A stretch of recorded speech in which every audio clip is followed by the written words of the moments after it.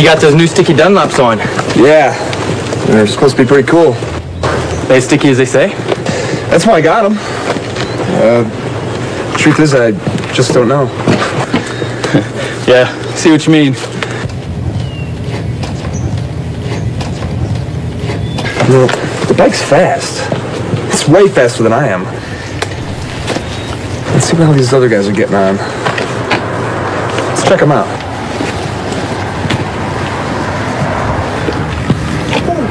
Whoa. Oh, whoa. Now, this guy's brave. He can really lean it over. Hey, look at those foot pegs all ground away. Jeez. And that tire. Gosh. Can I help you gentlemen with something? Is this your bike? Yes, she is. Hey, how do you do something like this with a bike like that?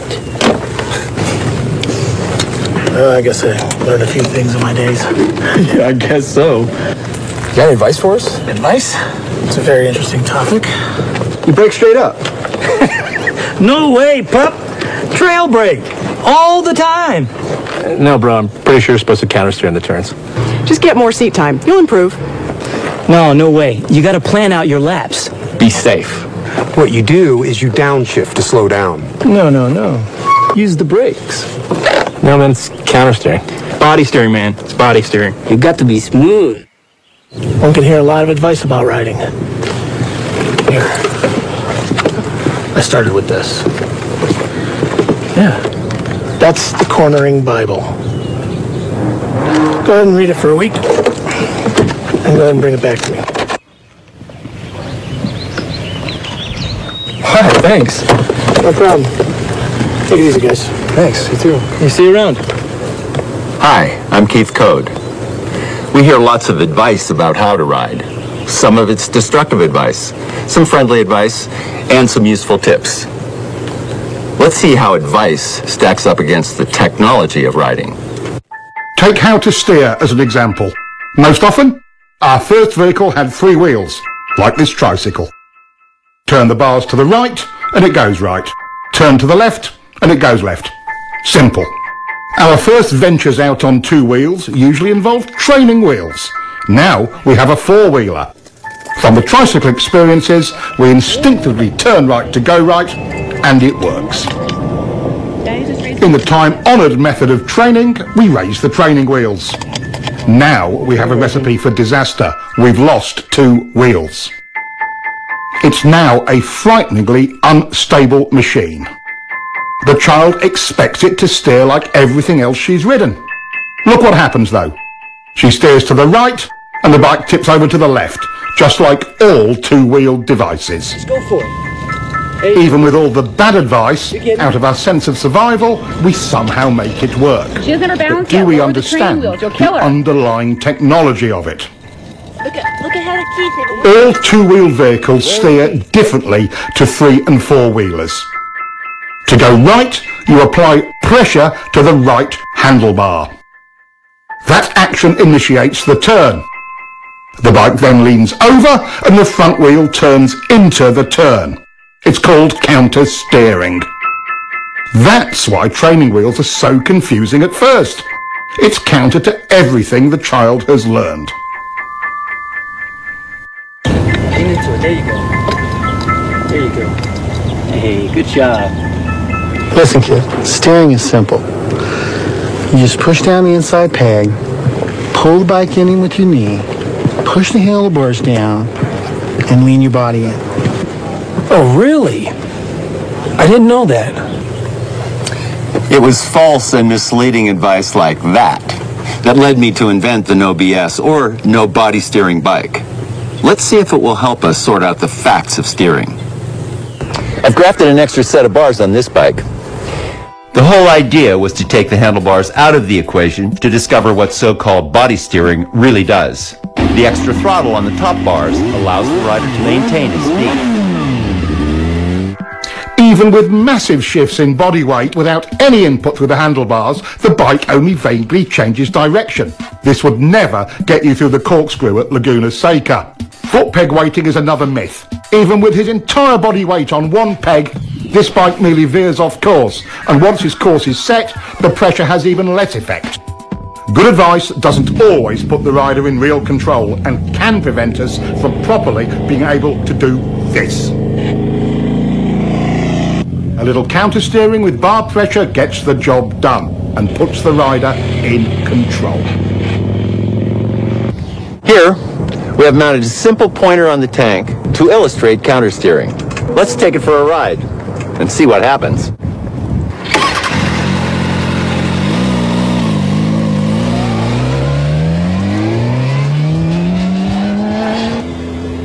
See how the pointer shows the bars moving first to the left and then right, and vice versa? This is counter-steering. It's the only way to accurately steer a motorcycle. It really is simple.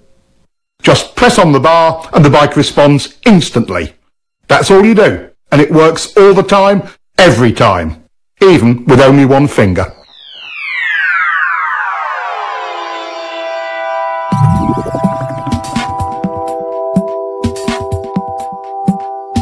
The idea that we lean to steer comes from the fact that when you lean right, you unconsciously pressure the right handlebar, and that counter-steers the bike right.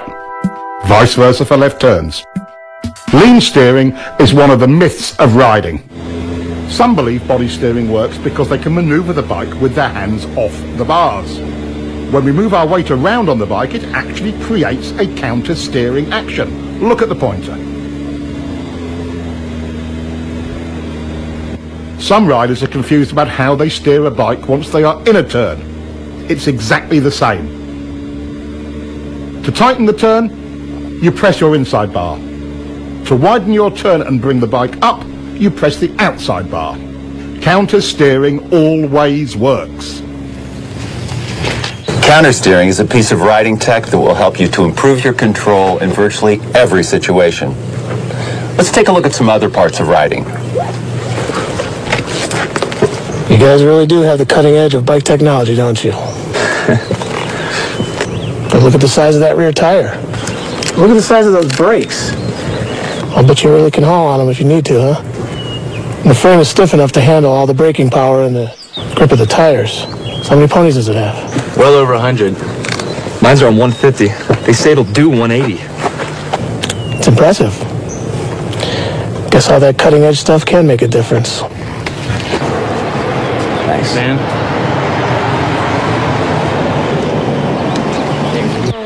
But sometimes the cutting edge cuts the rider. What's needed is the riding technology to match the machine's technology. After over a century of development, motorcycles are truly precision cornering machines. But that doesn't eliminate rider error. What stops most riders from being able to use all of that potential?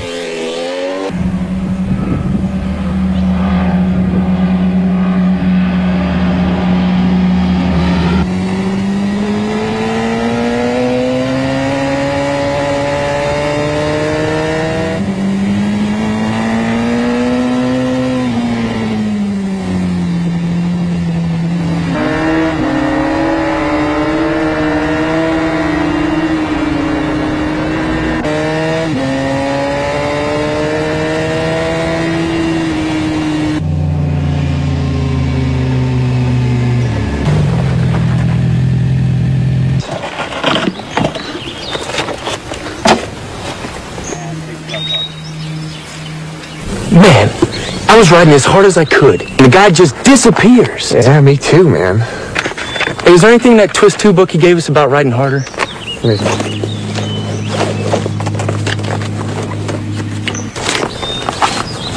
Here we go.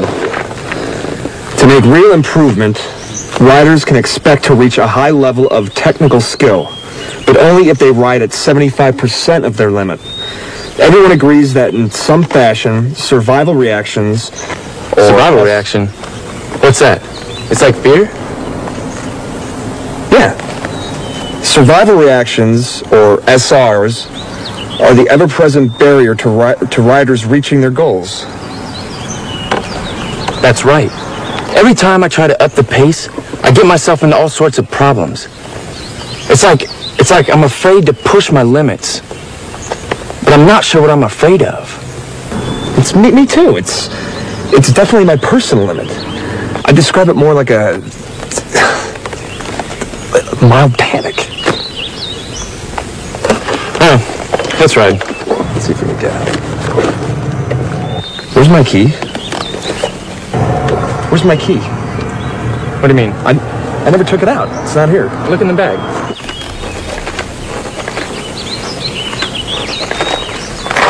It's an agreed upon fact. Our instinctive survival reactions, our SRs, ruin a rider's hopes of being confident and in control.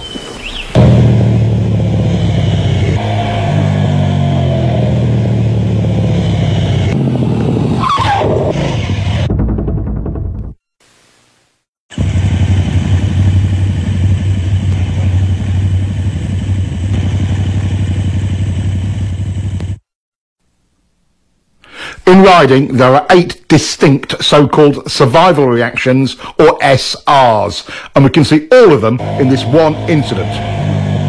Immediately, we see the rider trying to use body steering into the turn when he should have counter-steered, so he starts out a little wide.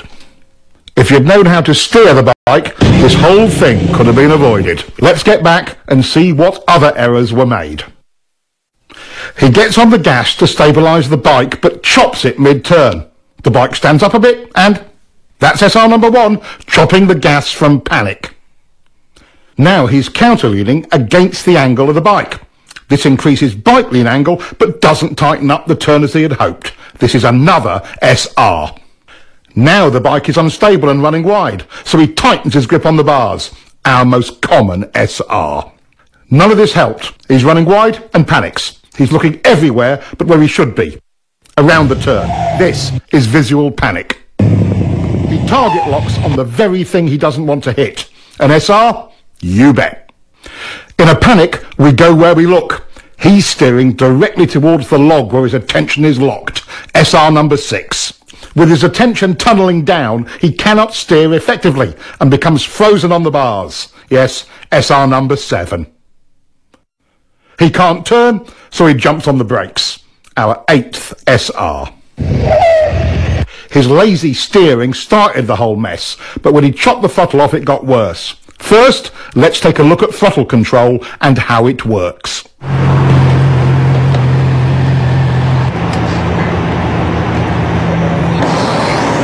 How'd you feel? The bike felt terrible on those turns back there. How was yours? Not too bad, but I didn't have as much grip as I'd like. The roads must have been really slippery. I think I need to play around with the suspension a little bit. You know how to do that? Yeah, but not enough. Hey, are there any suspension settings in that twist of the wrist 2 book that guy gave us? Hold on. It says here that understanding the performance specifications of your bike is one step in reducing throttle control survival reactions that detract from your riding. Sounds about right. What does that mean? Considering that most machines in a static or constant speed situation have roughly 50-50 weight distribution, we can begin to calculate the guidelines for correct throttle control through a turn. The fact the rear contact patch is the larger of the two tells the story. Give me more weight, I can handle it. So, once in the corner, our task is to shift 10 to 20% more load to the rear to give it its fair share of load. This we do with the throttle. Technically speaking, we want a slight 0.1 to 0.2 Gs of acceleration to accomplish that. Simply put, in a straight line, it's the force generated by a smooth 5th gear roll-on in the 4 to 6,000 RPM range on pretty much anything over 600cc. That's not much acceleration, but it transfers the weight. Whatever the RPM range, we must maintain the weight transfer by continuing our throttle roll-on. Throttle control rule number 1. Once the throttle is cracked open, it is rolled on evenly, smoothly and continuously throughout the remainder of the turn. This is not just a racing technique. It applies to all corners on all motorcycles.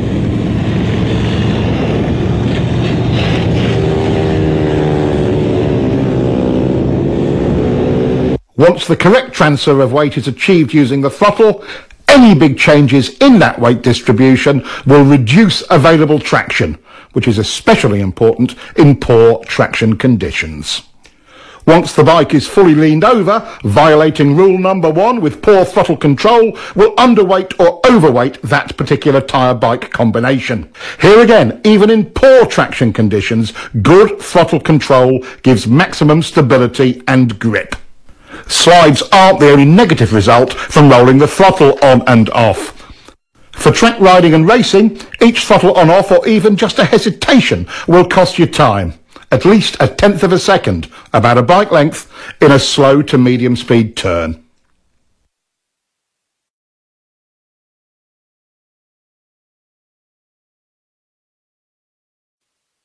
In higher speed turns, the same throttle error will cost you even more. The effects of wind drag are substantial at higher speeds.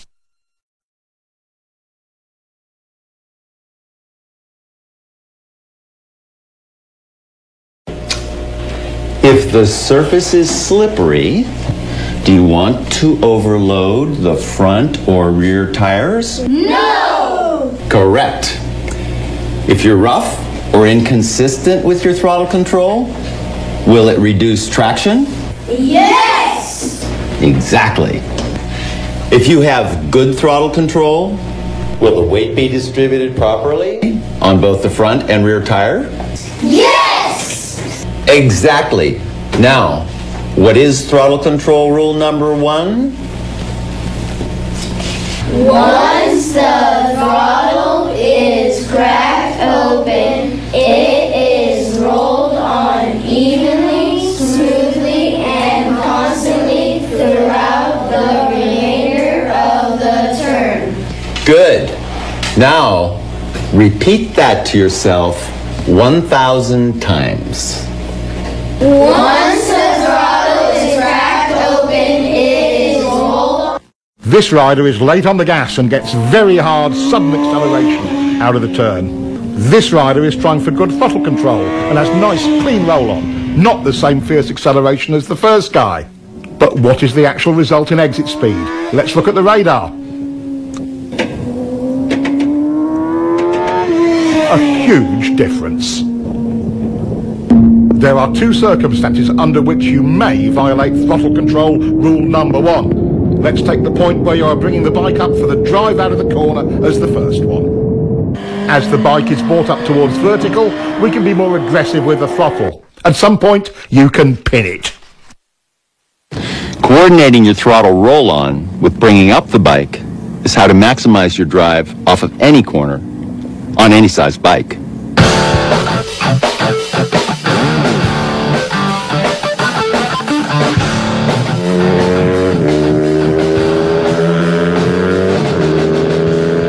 Most riders wait until the bike is nearly upright before they increase the roll-on rate. The skill of it is in accurate timing of the pick-up and roll-on. What difference does it make?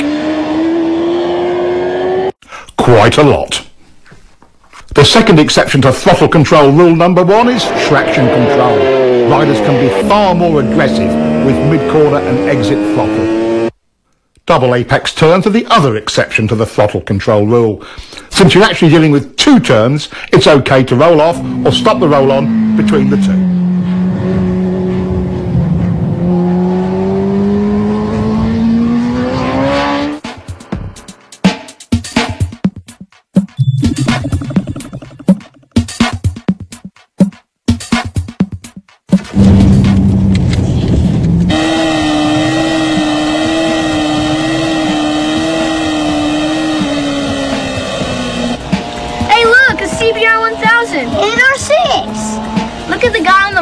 He's not smooth with the gas. I bet his wrist hurt.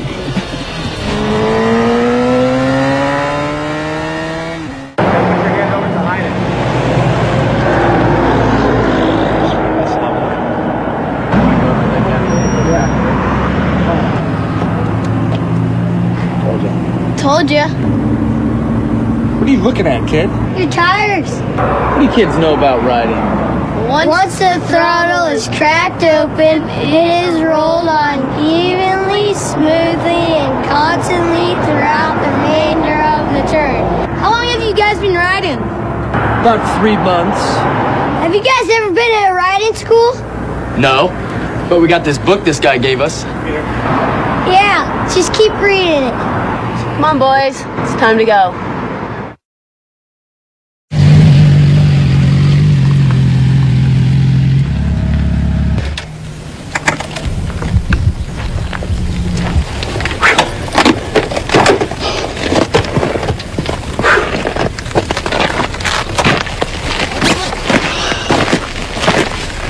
At some of those places, I just couldn't help myself.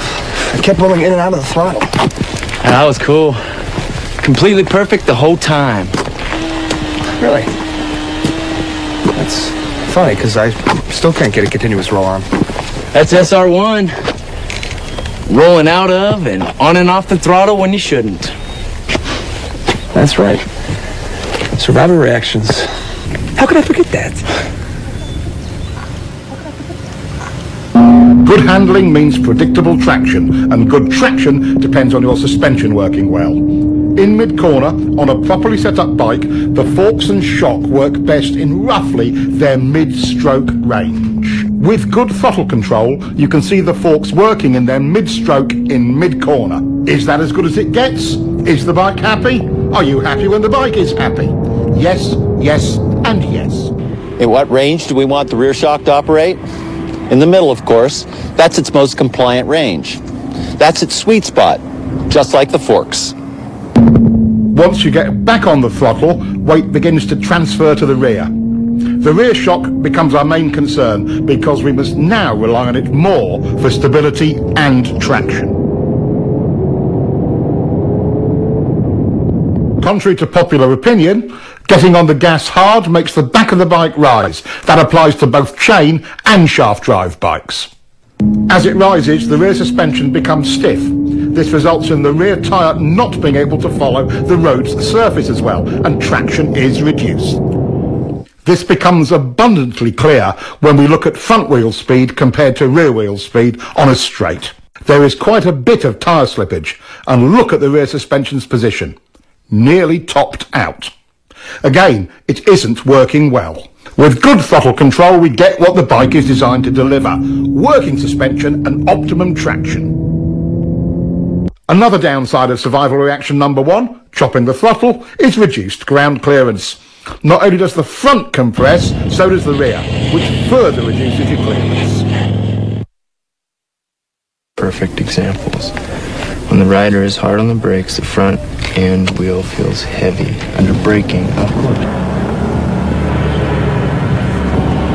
Check it out.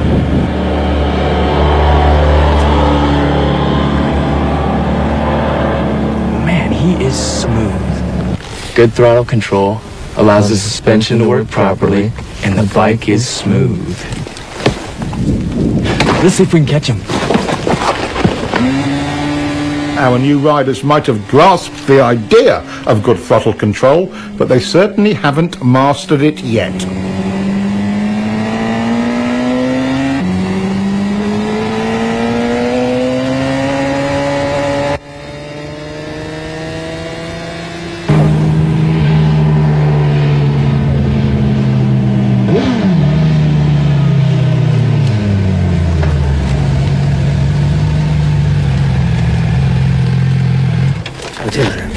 Bye.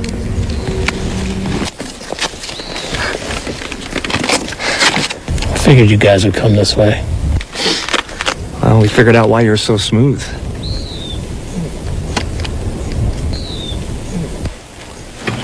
They've got it. Your forks, shock, and suspension settings create the potential for good handling. Your throttle control brings that potential into reality. Good throttle control has a major impact on slides. In controlled slides like these, good throttle control maintains stability. In unwanted or unexpected slides, chopping it makes it worse. Watch this. Good throttle control in reverse can save you from the high side. His smooth roll-off works much better. Practice your roll-off as often as your roll-on. When the time comes, it could make all the difference. Without getting into anything really nasty, like oil on the road, What are the usual conditions that activate our off-the-gas SRs? How about some of these? Water and sand are two big concerns for most riders. While you must not be aggressive with the throttle in situations like this, you certainly don't want to chop it either. What is your best bet if it's really slippery? Well, pick it up as best you can. The less lean angle, the better.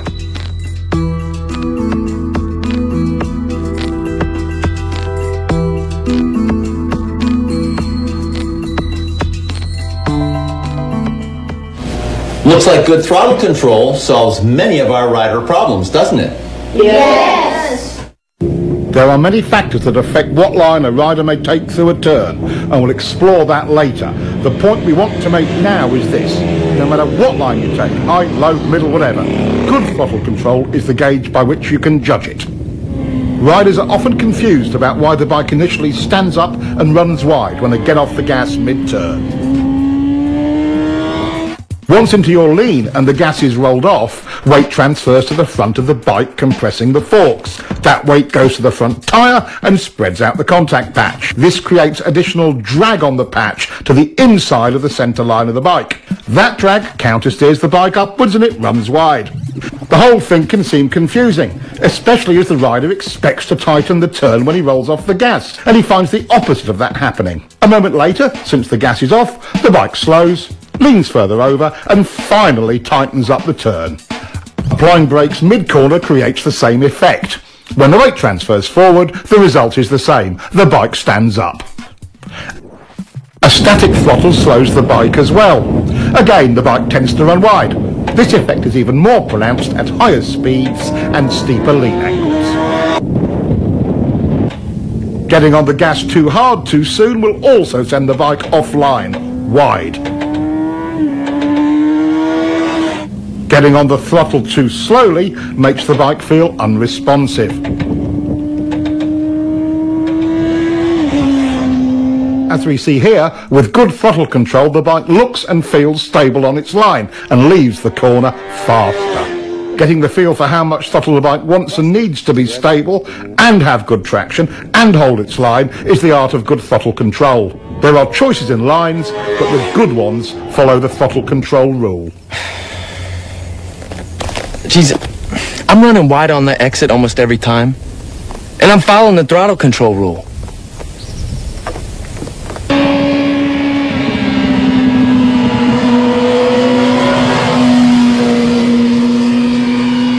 It doesn't make any sense. What's that Twist 2 book say? You get on the gas as soon as possible. Well, I'm definitely doing that. But still, coming out, I can't hold my line. Well, yeah, mine's holding a line. It's just unstable at the beginning.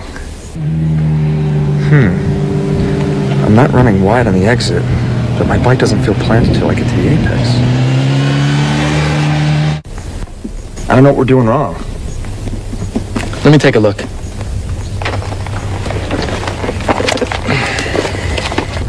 Aha, here we go. To meet the throttle control standard, steering is completed before you get it on. This doesn't mean at the apex, right before, or just after, or at any particular part of the turn. It means as soon as possible once the steering is completed.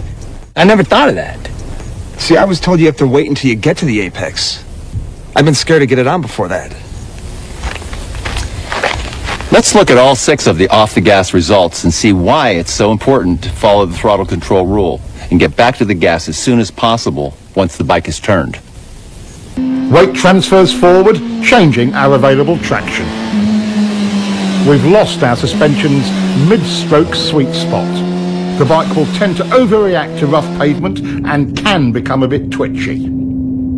By creating some instability, the bike initially tends to run wide. As we saw before, we lose ground clearance on both ends of the bike. And lastly, the bike slows down. These are the 6 results you get from waiting too long to get back on the throttle. Getting back on the gas as early as possible solves all of these. The bike becomes planted and predictable, but can you get on the gas too early? This rider got greedy with the throttle way too early, but the solution was correct. Roll off, reduce speed, repoint the bike, and then roll back on. To add lean and throttle at this point of the turn is a common cause of crashes. But this is the way it really should be done.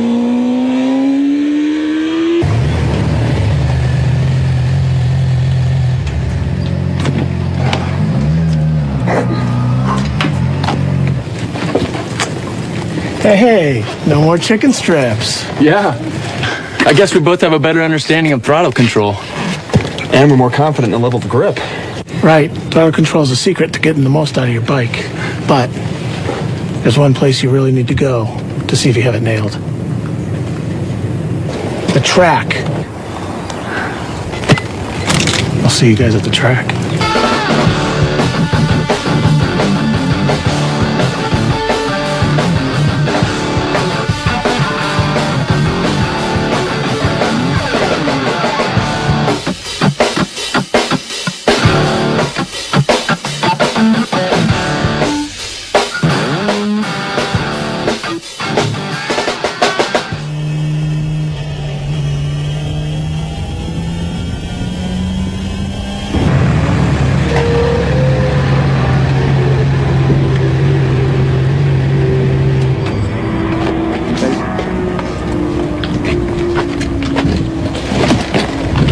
I stayed with you all the way to that fast turn. Man, you just pulled away like a train.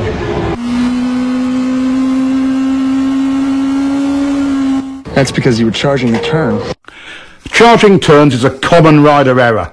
Being fearless with the speed and brakes coming in often adversely affects entry and mid-turn throttle. That was a mistake.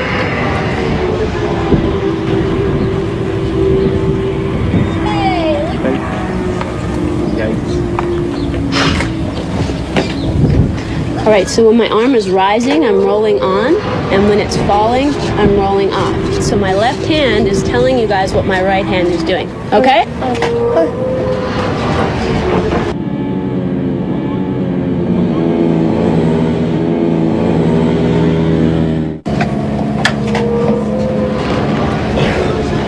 I got it on that first turn.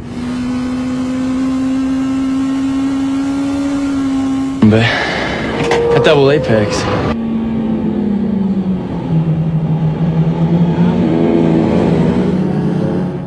Well, man, you're still charging the turns.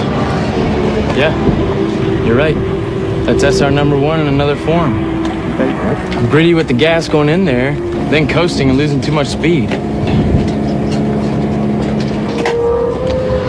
Charging your turns just masks your sense of speed. Let's take a look.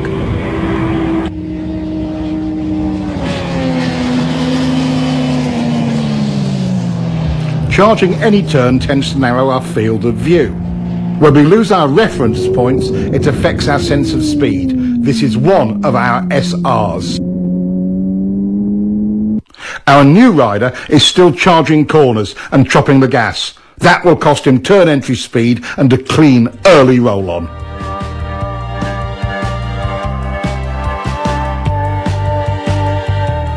This looks pretty rough. Even in slow speed situations, the throttle is our friend. Nothing else will stabilise the bike. Once you've mastered your throttle control SRs, you have taken a giant step towards control over the bike and confidence in yourself at any speed.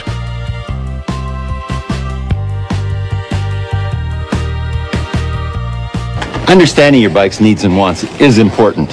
You don't have to be world champion to see throttle control optimizes your bike's suspension, smooths out rough surfaces, helps you hold your line, and optimizes traction in practically every situation.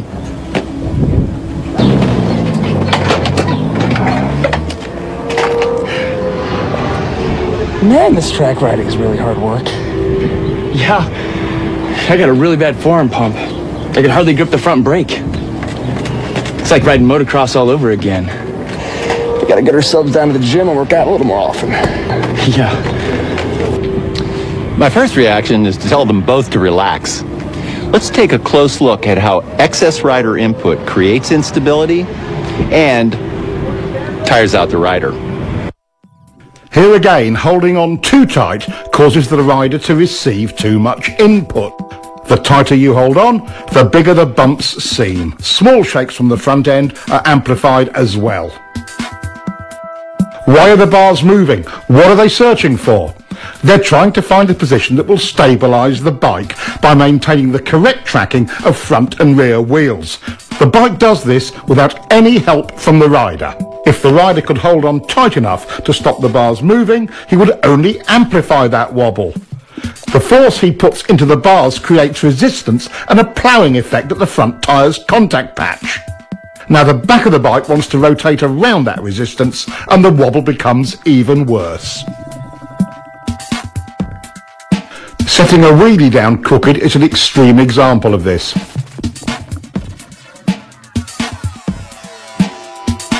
Let's look again. When the front wheel is not in alignment with the bike's direction of travel, there is a huge resistance created at the front contact patch. The wheel immediately tries to realign itself with the bike's direction of travel. Take a look at the massive deformation in the front tyre as it sets down. When the rubber springs back into alignment, the front end shakes. Look at the difference in front end shake the rider is creating when he is too tight on the bars. Being stable on the bike but loose on the bars reduces bike twitch.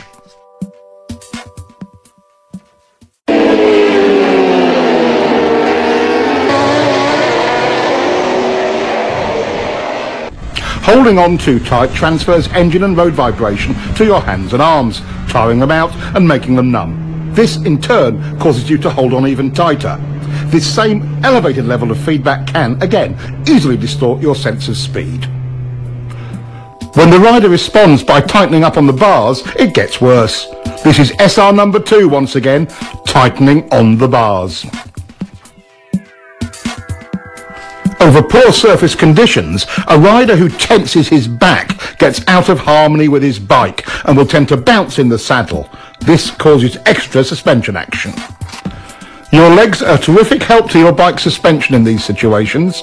Riding light in the saddle using your legs with a loose and slightly arched back helps enormously. Most riders become anxious about being blown around by other vehicles or the wind and tighten on the bars. As the upper body is buffeted by the wind, the bike is being steered by the wind. Ride loose like this and the wind's effect on the bike is reduced. Other key rider jobs are similarly affected by holding on too tight. Being stiff on the bike while riding through bumpy turns tends to turn the throttle on and off. Suspension and traction are affected because good throttle control is not maintained. Riding loose solves this.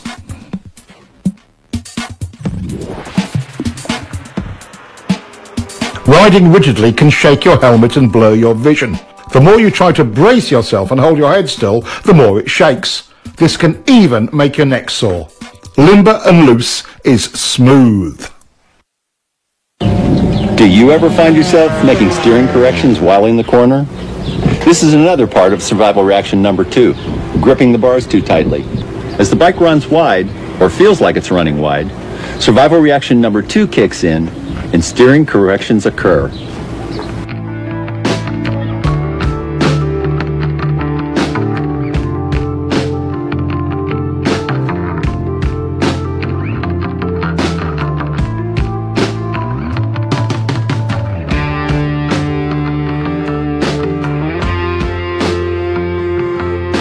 This all makes the bike more unstable and it runs wide in the corner.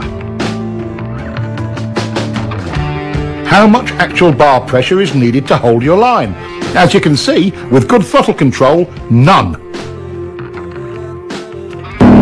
Check this out. I'm not helping the bike at all by holding on. The tighter I get on the bars, the worse it gets. I don't need to go to the gym to hold on tighter. I need to lighten my grip on the bars.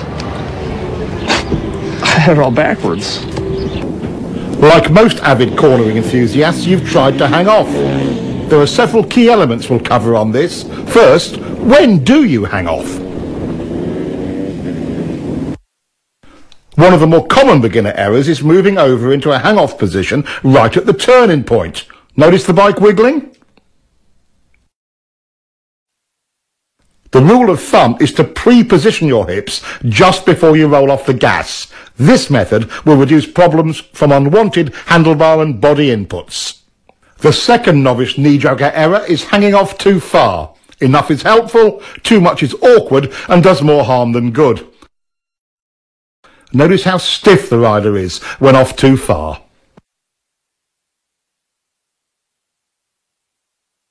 One cheek off the seat is enough. These two simple rules will get you started. Hang off early and not too far.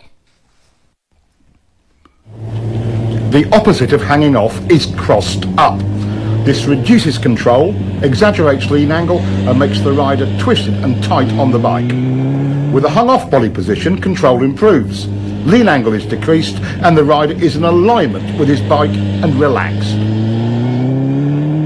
Compare the two. With the speed and line almost identical, look at the difference in exit lean angle.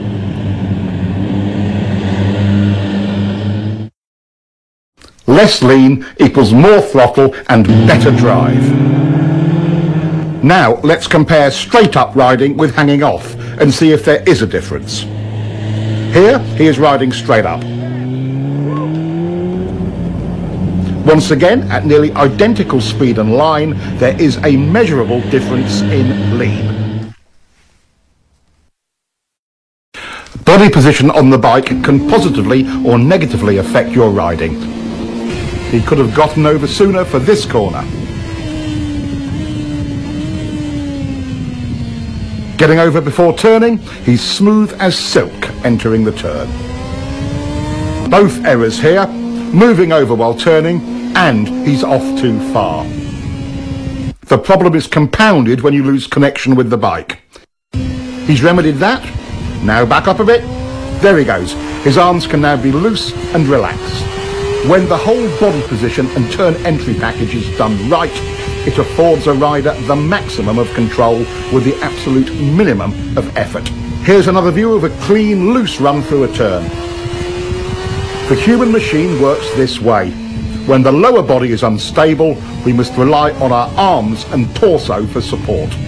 Once the lower body is stable, we are at liberty to relax the torso and get great body position. Notice how much lower he can go without tension. Let's look at the difference between his moves on the bike when disconnected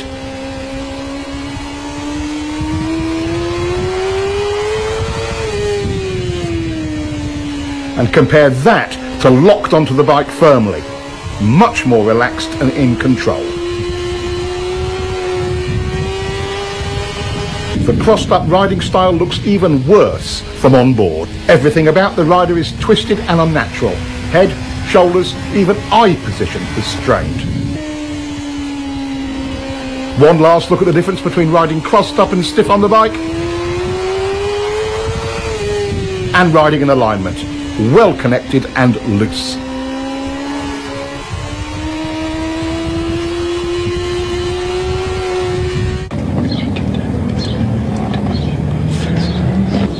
It's easy to see how we can create instability with the bike. What design features do sport and sport touring bikes have to help prevent that? Why do sport bikes even look the way they do? High-backed seats anchor the rider more firmly, reducing the need to hang on by grabbing the bars too tightly. Large tanks help provide a better perch on the bike. Some riders use it for elbow or forearm rest during cornering. They can also provide a resting place for the upper torso. Knee cutouts on the tank's side provide a more stable way to hold on, allowing the rider to use the bars less. Rear set foot pegs are really important. They give the rider a more stable perch for moving around on and steering the bike. If this bike had cruiser pegs like this, it would be unrideable. In fast turns, trying to anchor yourself firmly on the bike requires something to hold on to. Unfortunately, the inside bar is the handiest thing, resulting in the rider pulling on it. This makes the bike go to the outside of the turn because you are counter steering. Gripping the bike with one or both legs eliminates this problem. Resting an elbow on the tank can help. The hanging off style can have another unfavourable side effect. By pulling yourself from one side of the bike to the other using the bars, you will make the bike wiggle. Anchoring yourself firmly on the bike and using your legs to move reduces unwanted handlebar input and avoids the problem. Is a motorcycle truly out of control when it's sliding? How do you save it when the front or rear tyre gives up traction? Why don't the fast guys always crash when their bikes slide?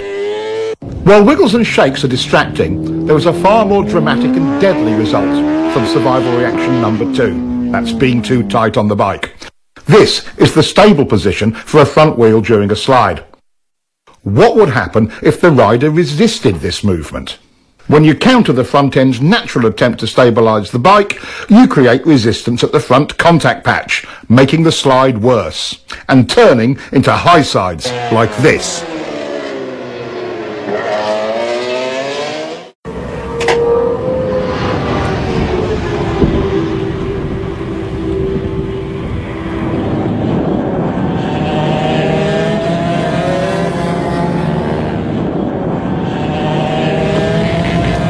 My rear tire must have gone off. Sliding in turn 3.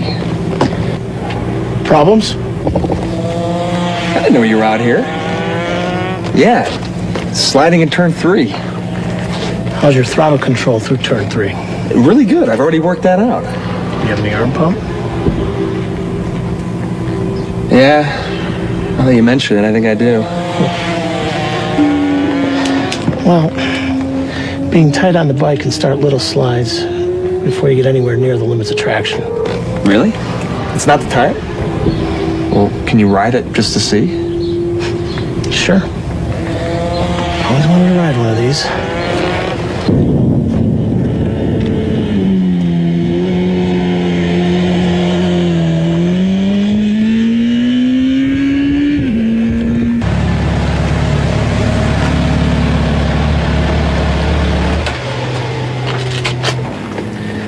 So how was it? Oh, the bike's great. Thanks for the ride. Oh yeah, your tire's fine. I guess I'm making it slide then, huh? SR number 2 strikes again. I'm just too tight on the bars. Try it again. I'll follow you. Really? Thanks.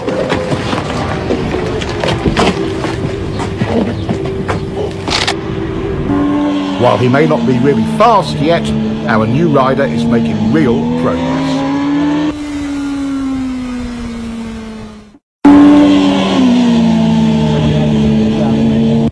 The 3 most common reasons for front end slides are 1, over-braking going into turns. 2, from overloading the front tire. This is called pushing the front end. The standard solution to a pushing front end is getting back on the gas. And 3, from slippery surfaces. Fighting the front will make you crash. Letting the bike do its own thing, relaxed on the bars, is the right choice. You are dangerous to yourself to the degree you let this survival reaction number 2 grip you in its claws. Take control by doing nothing. Let the bike stabilize itself.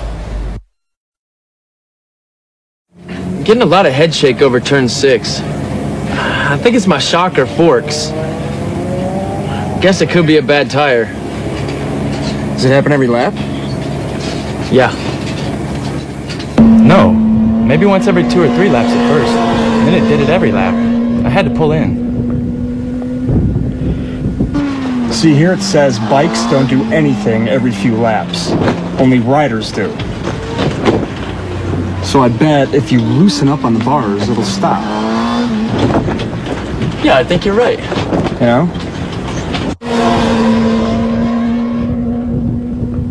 We can contribute to or detract from the bike's inherent stability by understanding its demands and eliminating any unwanted or unneeded inputs. Take braking. With the weight forward, stiff arms and up on the tank, the bike stoppies. With less bar pressure and the rider stabilised by the tank, the bike is more stable. Back in the seat with loose arms gives controlled braking. Even with severe lock-up, control is much improved. An all too common error is twisting to the inside of the bike. He's trying to gain stability but creates tension. Even if you don't hang off the bike, stabilising your body is still important. Gripping the tank with one or both of your knees as you go into and through the turn is simple and efficient. The more firmly you anchor yourself, the easier it is to relax your torso and arms. For mid-corner, suspension is set up for a given amount of weight fore and aft. The bike cannot compensate for you moving around on it. As we've covered already, get into your fore and aft position on the seat early and stay there.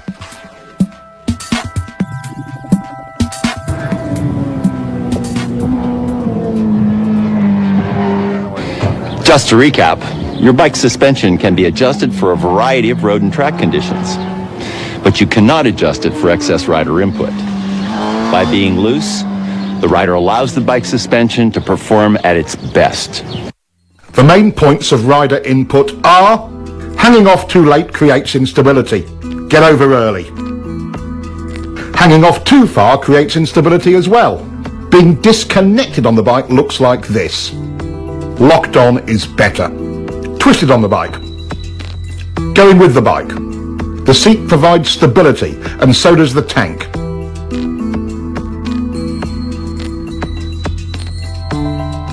Use your pegs. Riding stiff. Riding loose. Using the bars to hold on. Using the tank. Tight equals front end shake. Loose is stable. Crossing on the bike. Going with it. Tight, it slides. Loose, it recovers. Acceleration head shake. Acceleration stability. Braking instability. Locked on in the seat gives good braking stability. Yep. All those things have happened to me. Yeah, you should just let the bike do the work. I'm causing my own handling problems and making myself tired. Stabilising the bike is the rider's goal in any corner. Throttle error or entering a corner too fast are two of our known enemies in getting that result. But perhaps the most important of all is your line through the turn. Having a poor line through any corner makes the rider's job of stabilising the bike with good throttle control all but impossible. We've already explored counter-steering and know it gives us effective and precise control of the bike's direction. But there are three underlying principles to steering that you must understand. There are three tools we use for executing our line. One, where you begin the turn.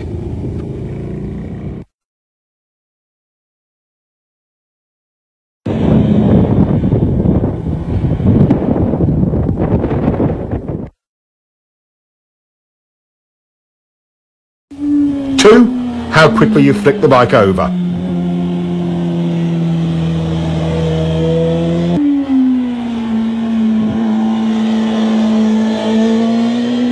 Three, how far you lean it. Let's investigate the first one, where you start the turn, and see how it can affect your cornering.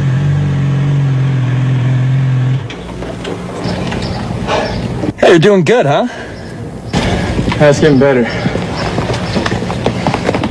Looks like it. I'm getting a feel for throttle control, but it's inconsistent. One lap I'm good, the next I'm stalled on the gas in the same turn. I know what you mean. My line changes from lap to lap, so I don't always have the confidence to keep rolling it on.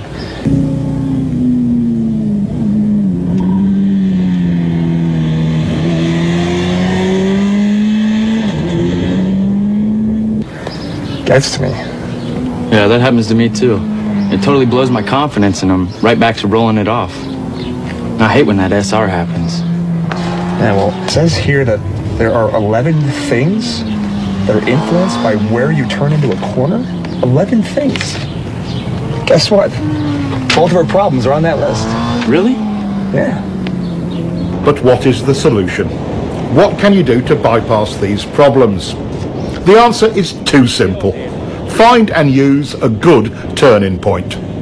Finding a turn-in marker and using it will give you consistency. It helps you avoid problems like inconsistent lines and throttle errors. How can you find a good line?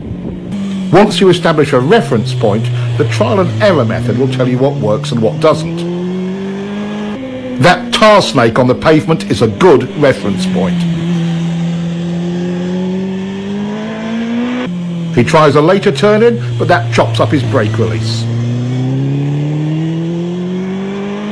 A little earlier runs him too wide and the throttle goes off and on. Right after it, he carves a clean line and, most importantly, the throttle control is great. Let's look at some cornering theory. What kind of line would allow you to get back on the gas most easily for good throttle control throughout the corner? One that starts here? No. Good. One that starts here? No. All right. How about this one? Starts here? Yes. Good. There are actually 11 ways your turn entry position or your turn-in point affects how you corner. First, let's look at your overall corner speed. He's taking an early turn-in, resulting in an inside line. It's plenty fast coming in, but slower mid-turn and exit. Turning in later, trying to straighten out the turn, allowed him to get back on the gas earlier.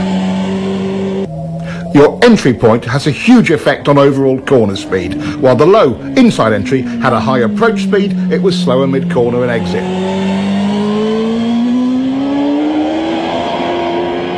The higher outside turn entry allows him to point the bike more towards the exit. Even before mid-corner, he's back on the gas. Now let's look at how entry point affects braking. Your beginning and ending brake points are both modified by where you start your turn. On the low inside line, you're leaned over longer and brake pressure is critical because it's easy to lock up the front wheel. On the later turn entry, it's easier and safer because more braking is done with less lean angle, and it most often is completed earlier, allowing the rider to get back on the gas. This is a huge difference. If the pavement was slippery, which line would you choose? Finishing the braking earlier or later? Your turn-in point determines that. Let's follow him in on the high line. He ends his braking just as he's flicking it in, and he gets a better drive. By the way, even though it's usually a minor point, downshifting is another thing that is affected by where you turn in.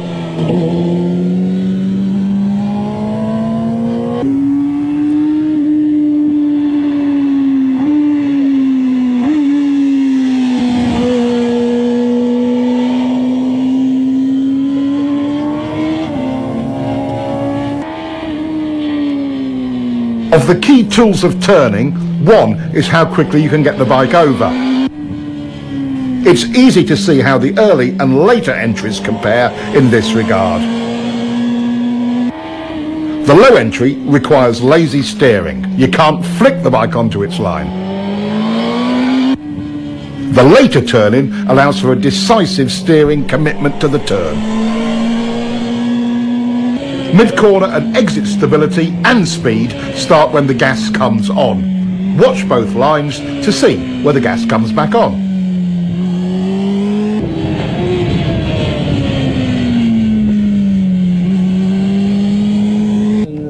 Our later entry rider was able to get back on the gas 37 feet earlier. That's 5 bike lengths. Earlier on the gas means stability through more of the corner. Your turn-in position has an enormous effect on that. That's 6 points so far. A good drive off the turn is number 7. Low line entry checks your drive because number 8 on the list, lean angle, also comes into play. You were leaned over further and longer from a low line entry.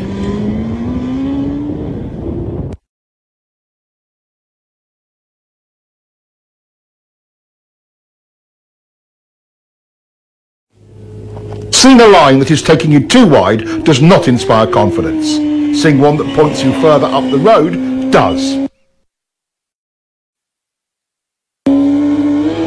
Number 10 is how much road you have at the widest point of your exit. On the street, the same principle applies. Staying in your lane through the middle and exit of the turn is all easier with a later entry point.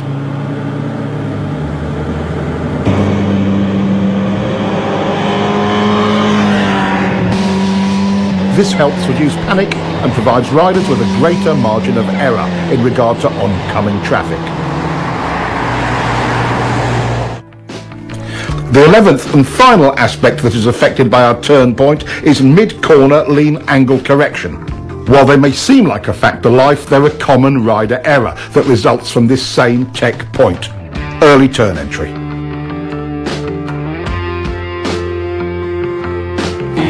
Throttle control rule number 1. The clean, continuous roll-on is always easier once you have established a workable turn point. The single biggest cause of SR number 1, going off the gas when you should be rolling on, is a bad line. We now know all 11 aspects of your riding that are affected by your turning point. Let's quickly review them. 1. Where the brakes go on. 2. Where the brakes go off. 3. Where the throttle comes back on. 4. Where the bike is pointed once fully leaned over. 5. Where will you finish the turn? How wide will you run at the exit? 6. Where will you downshift? 7. How much lean angle will you use? 8. How many, if any, steering corrections will you make? 9. How quickly or slowly will you have to steer the bike? 10. How much speed you can approach the turn with? 11. How quickly or slowly the throttle may be applied. Good. Those are the 11 things affected by your turning point. Now, let's look at how quickly you turn the bike and how that affects your cornering.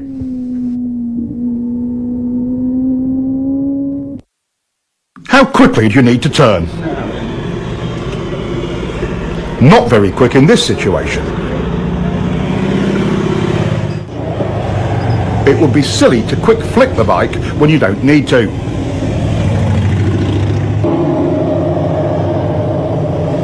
Here's the perfect flick rate. Being able to get a quick, clean flick has many advantages.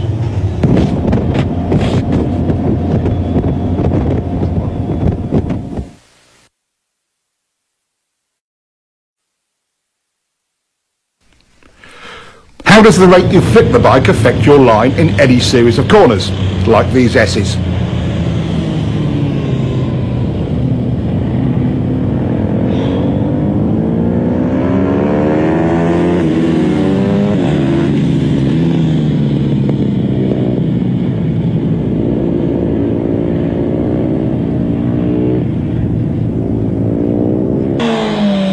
This rider's turn rate was too slow to get him on line to set up for the next corner. This rider makes the same approach, starts his turn at the same place and is running the same speed and with a quicker flick.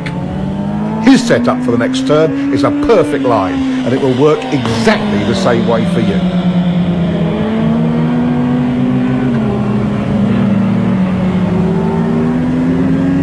Once you begin your turn, where do the cornering forces start to push you? Outside or wide in the turn. Exactly. If this is your intended line, and you're lazy bringing the bike over, where will you go? Outside or wide in the turn. So, if you flick the bike a little quicker, would it get on that line? Yes! Class, you are brilliant today. Since we don't like to run wide in turns, and for a very good reason in situations like this one, we must continue to lean the bike further and further to make the corner. Lazy steering forces you to lean the bike more than is necessary, and you'll be leaned over longer. Let's compare.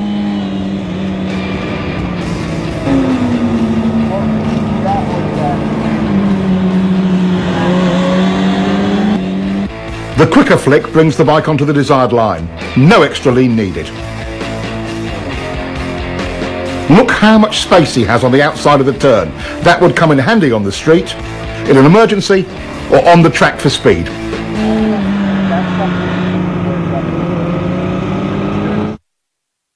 And look at the difference in acceleration.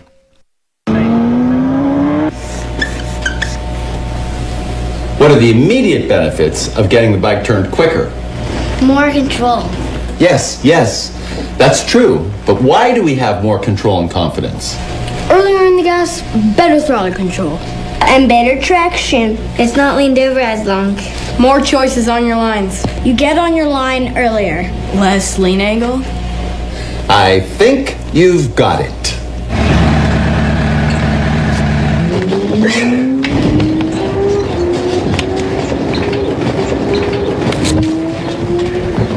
Are they even in school? Maybe that's a version of homeschooling, huh?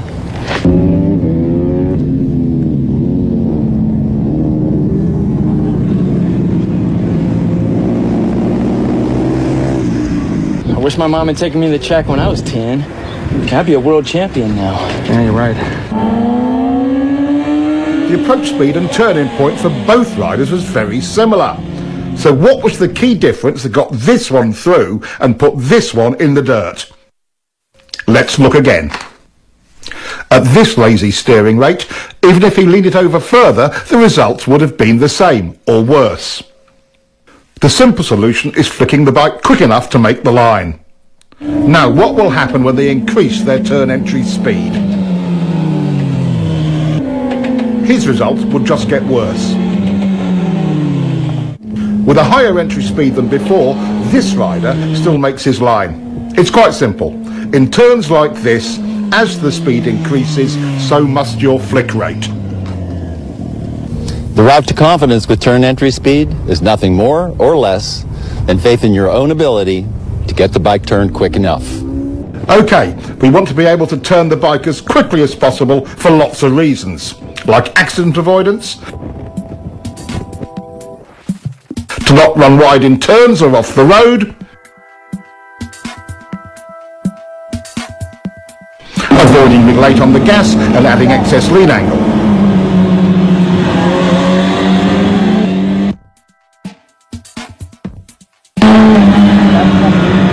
Not to mention, you'll get a better drive. How do we make this possible? How do you become efficient with your steering? What works and what doesn't work? The plane of rotation of the bars looks like this. At a steep angle like this, half your input into the bars goes straight down and is a total waste of energy. At this angle, you're still only 75% efficient. Here, your input is in line with bar rotation and is 100% efficient. This is another great example of how understanding the technology puts you in full control. A simple experiment will tell you if what I say is true or not.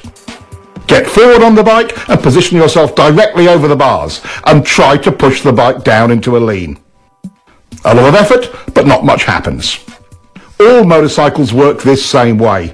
It's the horizontal rotation of the bars that gets the job done. A huge part of rider confidence is knowing you can quickly turn when you want to or need to. It's not about the kind of bike you ride, it's all about control. Some say flicking the bike too quickly is dangerous or makes the bike unstable. But done correctly, it is clean, smooth and efficient. Any questions about flicking your bike? When can't you lean the bike over quickly? Okay, let's figure it out. Could you quick flick your bike if the pavement were wet or slippery? No! Could you quick flick on a cold tire or cold pavement? No! Could you quick flick with a handful of front brake? No! Could you quick flick with a tire that was brand new or not scrubbed in? No! You, could you quick flick with totally worn out tires? No! Do you need to quick flick your bike at low speeds? No! Now, do you get the idea? Yes! Our two new riders have come a long way towards understanding how the bike steers and where to turn it. Their confidence to lean the bike more is a direct result of that. Riders who understand this both look and feel in control of their bikes.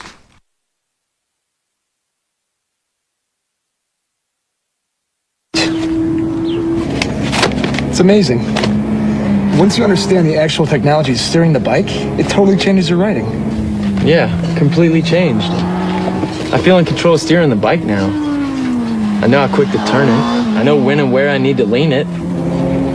It's like I'm seeing the turns completely different now. My SRs are way quieter. It's so simple. Yeah, once you understand it. In double apex turns like this one, things can sometimes feel a little busy. Trying to maintain a continuous throttle roll-on only runs you wide, because it's really two turns. But the rider has more choices. Just roll the gas on a little bit and hold it there. Not horrible, but not really stable either. Get on the gas and then off to turn it for the second part of the turn, then back to the gas. But that only chops it up, doesn't it? He could go in hard and brake a bit, then on the gas again. That could work, but you'd better be super smooth. Okay, how do we do it? Timing is critical. Getting back into the throttle early stabilises the bike. Then, mid-corner, instead of rolling it off, he just stops rolling on. Here is where your body position comes into play in a big way. When you stop your roll-on, some weight transfers forward. If you are low and to the inside of the bike, it hooks around, tightening the bike's turning radius. That helps to get it pointed toward the exit without upsetting the bike. Look at how much earlier this rider is getting into his down and to the inside body position.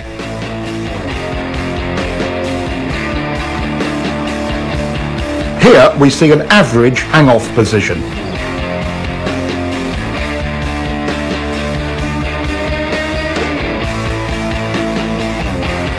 Here's a more aggressive body position.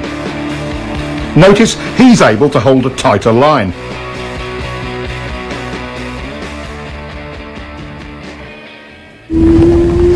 Now that's the hook turn technique and can work in almost any cornering situation. On the road, this technique can be used quite effectively if you find yourself running wide in a turn. Dropping to the inside and down position, plus a smooth roll-off or momentary hesitation, not a chop-off of the gas, tends to tighten the turn for you. And don't forget to look where you want to go. That's way better than the alternative. Here is a technique that can aid you greatly in your efforts to steer your bike accurately. We quite naturally push off or pivot from our trailing foot to produce maximum power and control.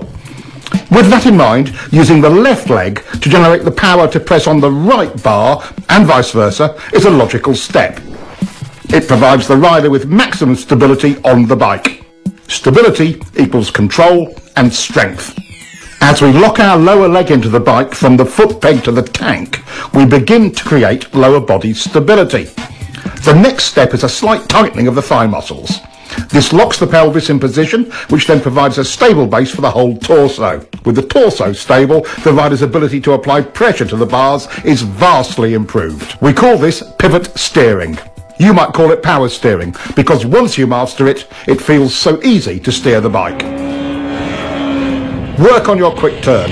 It pays huge dividends in control and confidence in any situation on any bike. Now that we know what a turn point is all about, how often do you get it just right? Is it usually too early or too late? Too early. That's right. Riders tend to turn in too early, and there is a reason for it.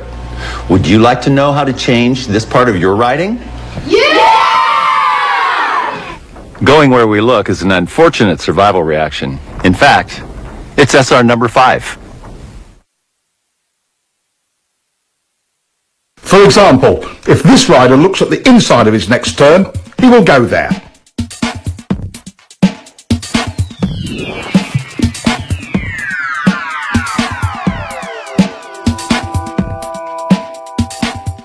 Once our attention becomes fixed on something, we steer towards it. In common parlance, it's called target fixation, and that's what causes riders to take too early an entry into corners, or run wide, like this. We already know what the results of turning in too early are. Training yourself to look in without turning in is how we overcome this SR. We call it the two-step technique.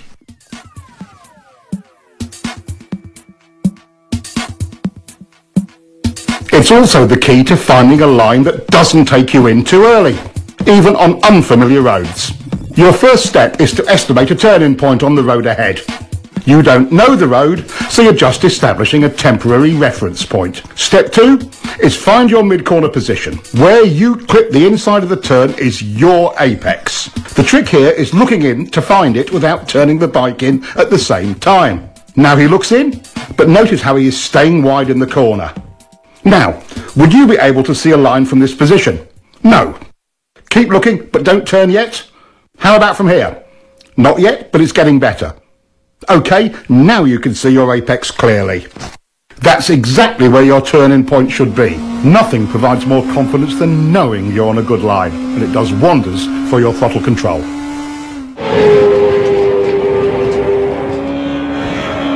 Hey, you're really starting to get that bike turned. Yeah, I just wish I was more consistent with my lines. I'm feeling kind of lost. Well, you know there's 4 chapters in here about vision. There's a technique in one of them. It's called the two-step that's supposed to help. Two-step. Let's take a look and see if we can sort out his inconsistent lines. He ran pretty wide on that pass. Let's see how he is timing his look in and turn in. Big mistake. He's looking and turning. Now he's not running as wide, but it's another different line. The two-step visual technique solves more than just where to turn into a corner. It can also help with your consistency. In the end, your lines will only be as accurate and consistent as your visual skills. Knowing exactly where you want the bike to go before entering, using the two-step technique handles that.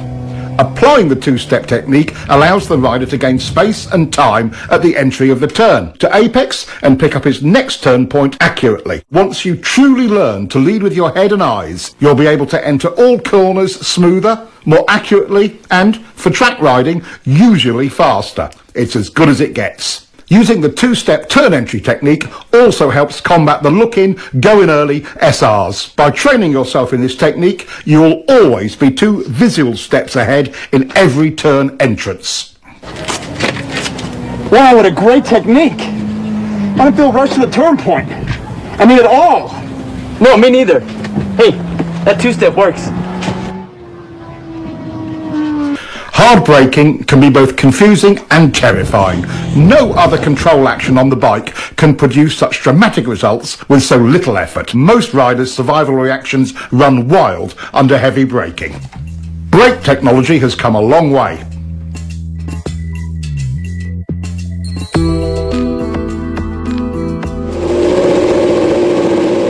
These improvements give riders far more choices on how to brake. But the laws of physics still govern how hard we can use them. Brakes, just like the throttle, are lean angle sensitive. The more lean angle you use, the less you can use either of them. This brings up all kinds of questions about technique. Should I do all my braking straight up? Or should I trail the brakes into the turn?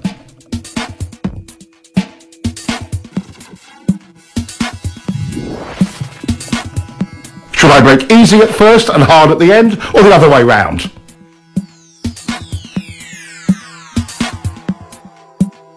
How about easy, then hard, and then easy again?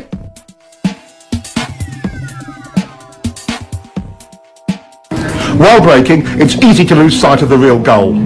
Getting your turn entry speed perfect is that goal. With that in mind, which brake pressure sequence is best? Turn entry speed errors are easiest to make when you are hard on the brakes towards the end of braking.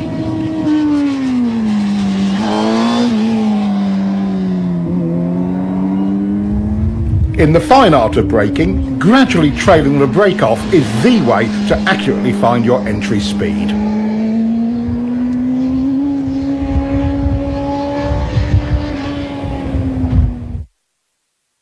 Straight up or trail braking, it's the exact same problem. Maintain control of your entry speed. Overbraking, SR number 7, often creates other problems like poor throttle control and extra steering corrections. Both unsettle the bike and can even cause excess wheel spin. Panic braking in the middle of turns is something we try to avoid because it stands the bike up abruptly. Unconsciously, we apply pressure to the bars to maintain our line. That additional input is one of the primary reasons for trail braking crashes. Restraining bar flutter does not let the front end follow the road, which reduces available traction even more. Despite its dangers and drawbacks, trail braking is a useful tool. Just imagine yourself leaning into a turn at 200 miles an hour with the brakes on like this. If you have to brake in a turn because of an emergency, like debris or a surprise decreasing radius, bringing the bike up as you do it is your best hope for not washing out the front end. Simultaneous braking and downshifting smooths things out and reduces distractions. This helps you get your turn entry speed right. Watch the timing of the clutch and throttle action in slow motion.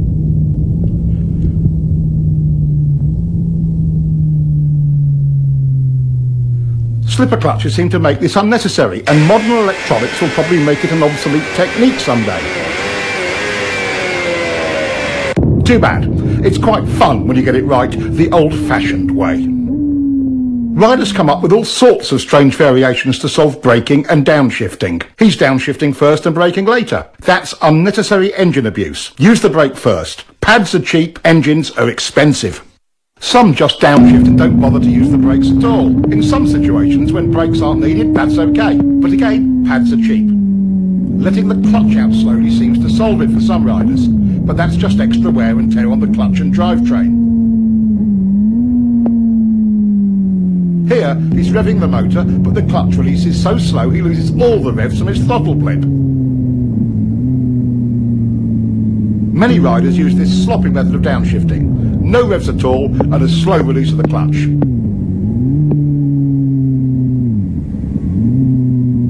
Getting too big a throttle blip over-revs the motor and causes the bike to surge forward with each gear change.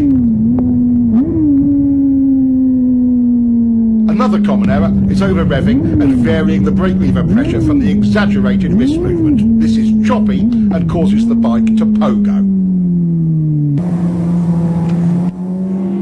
Too early downshifting uses the engine as a brake and over-revs it. Not revving the bike between shifts and inconsistent brake pressure pogos the bike up and down. Here, he's shifting and easing out the clutch slowly. That takes time and attention.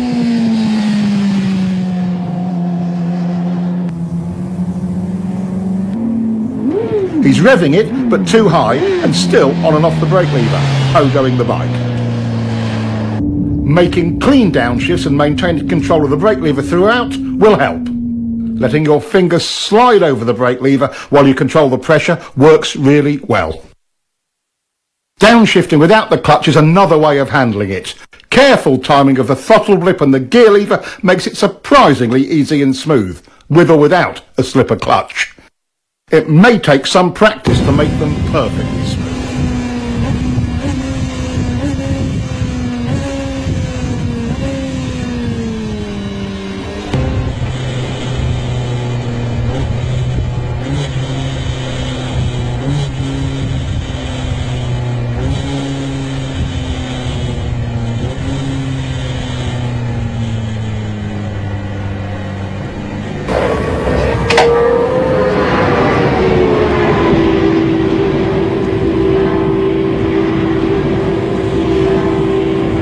Hey, you guys were looking pretty good out there in the corners. Thanks. You know, we learned a lot from your book. That's great. I'm really glad to hear that. I did notice one thing, though.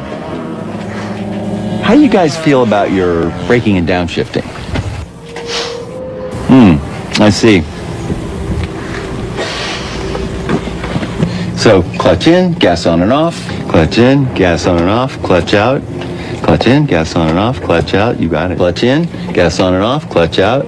Just a little coordination point. It's really all it is. I can't believe how distracting that used to be. Oh, absolutely. And even after I improved my visual skills, I was still feeling rushed at the turn entries.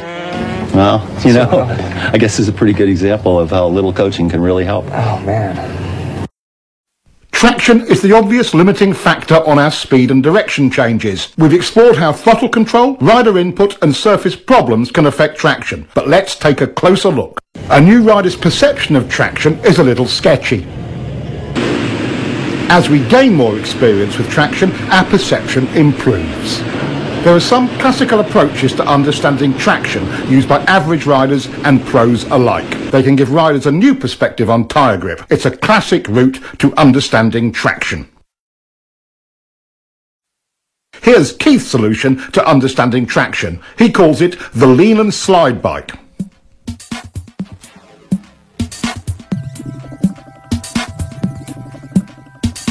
About this time, most riders would chop the gas in panic. It takes a lot more to lose traction than most riders think, but there are situations you should be aware of. Of course, if the tire was new and not yet scrubbed in, or too old, too cold, tire pressure was wrong, over or under inflated, if you were riding on a slippery surface or a polished surface, leaning the bike over too far, other mechanical problems, it would slide. The slide bike helps train riders to avoid slide errors. Watch what happens when he chops the gas.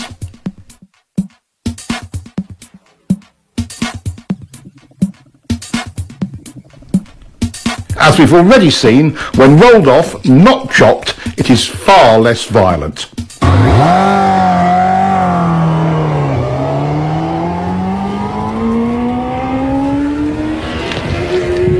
Overriding the grip of new or cold tires is a classic novice riding error. Even at relatively modest lean angles and speed, a cool tire on a cool day can surprise you when you first go out. It doesn't take much to slide. Tire grip and temperature are proportional. A cold tire feels like it has maybe 25% its normal grip. A warm tire on a warm day feels more like 75% or more right away. Don't be a fool. Gradually bring the speed and the temperature up. Never trust the tires. Trust yourself. Learn to bring them up to temperature according to conditions. In generally good conditions, as we have here, modern tyres deliver excellent traction. Good throttle control is the foundation that allows a rider to explore the limits of traction. Even with good throttle control, a small slide can start or get out of hand when the rider is tense. The rider's ability to be comfortable with traction limits depends upon having the key elements of throttle control, rider input and visual skill.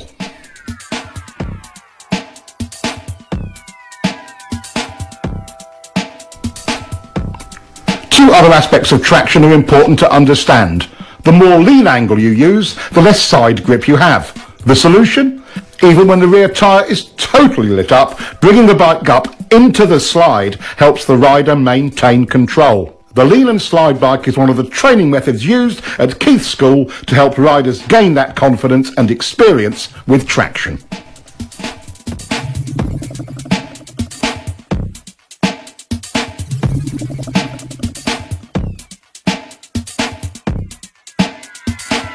All 7 factors, visual skills, steering, turn points, line, rider input, lean angle and picking up the bike must be under the rider's control for him to be confident with the throttle and with traction. New technology is great, but even with traction control and modern electronics, the rider has to work his way up to using it. Being in control of these 7 factors is the quickest and easiest route to confidence. I'm so stoked. This twist tube club really helped my riding out. Totally. Feels like I'm making improvements every ride I take. It's as if there's no limits. You know, I see more ways to apply this information every time I read this. I wonder how good we could actually get. Oh, hey, Will. How you doing? Hey. You both look pretty good out there. Thanks. Yeah, but after watching you ride, you know, it just makes us want to kick it up a notch. So how'd you do it? I went to school. School? Let me ask you something. What do you do for a living? Well, I'm a doctor. I'm a software engineer. Why? Well, did you wake up one day just knowing how to do your trade? Or did you learn it by going to school? Okay, point taken. So, how do I find a school?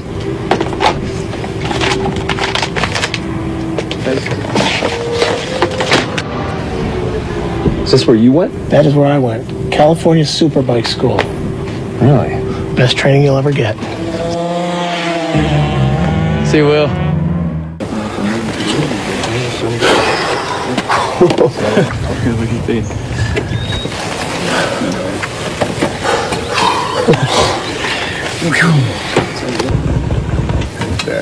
You guys must really push it hard. How do you ride that thing to the edge? I've learned a few things over the years. You got any advice for us? Advice? There's a lot of advice out there, guys. Why don't you get the real tech on riding? We'll lend you this copy of the Cornering Bible. We'll be here next weekend. You can give it to us then. Twist the wrist, too. Oh, thanks a lot, guys. No problem. Looks like I have to get myself another copy.